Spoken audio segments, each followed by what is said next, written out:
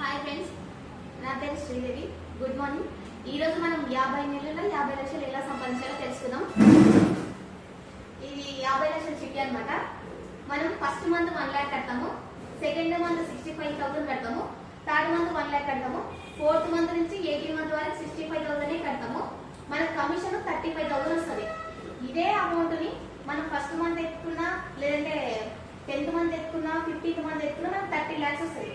ఈ 30 lakhs ని మనము బయట ఇన్వెస్ట్మెంట్ చేసినా 90,000 వస్తుంది. 3 రూపీస్ ఇంట్రెస్ట్ వేసుకుంటే. ఒకవేళ మనం అప్పు తెచ్చుకున్నా ఆ అప్పు క్లోజ్ చేసుకోవచ్చు, ఎందుకంటే ఈజీగా క్లోజ్ చేసుకోవచ్చు. అక్కడ 90,000 వస్తుంది, ఇక్కడ 65,000 అప్పు క్లోజ్ అవుతుంది కదా. ఇంకోటి మీరు ఈ చిట్టి లాస్ట్ వరకు ఎంత కడతారు?